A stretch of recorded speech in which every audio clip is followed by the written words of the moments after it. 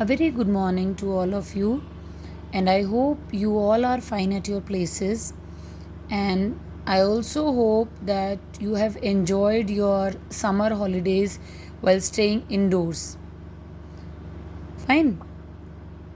And I wish and hope also that all your family members are also in good health. Now, beta, after this summer break, I'm starting with the next chapter in English grammar, that is chapter number 22, story writing. So, basically, in this chapter, we'll study how to write a story. Fine. And I hope you all have heard certain stories from your grandmas, grandpas. Fine. Now, there are basically, it is a good exercise to write a story. And stories are written in two different ways. There are two ways to write a story. First thing is that you have already read that story in a book and now you are writing it. And the second is you are writing a story from a given outline, means an outline is given to you and you are framing that story. Okay, now while writing a story, you have to keep certain points in your mind, in which the first is you must have a clear cut idea about the whole story, means you must be known about the what will going to happen next in the story.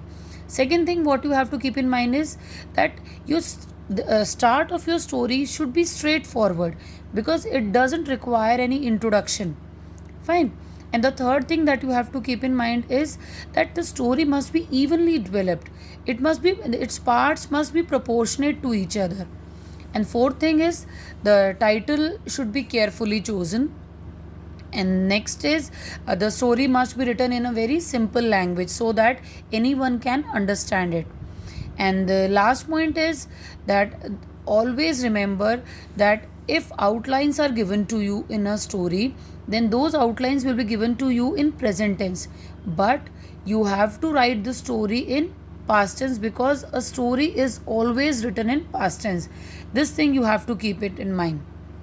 Clear?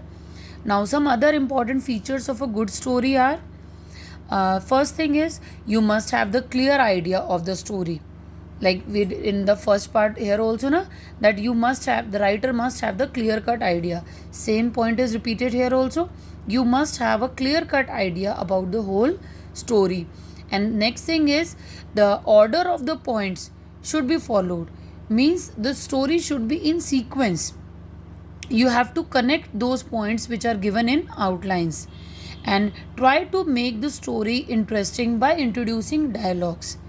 By introducing dialogues, you can make your story interesting. And one more thing, that the characters of your story should seem genuine, means they should be realistic. Fine. Or you can say the reader must feel that the characters are real.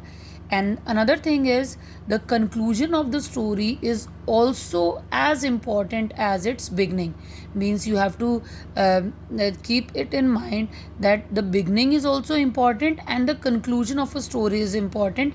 And how you can conclude your story in a way is you can write down the moral, or your story must end with a message.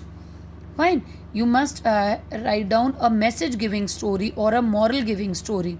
Clear? Now, this is your story writing, and in our next lecture, we'll do some stories that you have to write down in your notebooks. Fine. Thank you so much, all.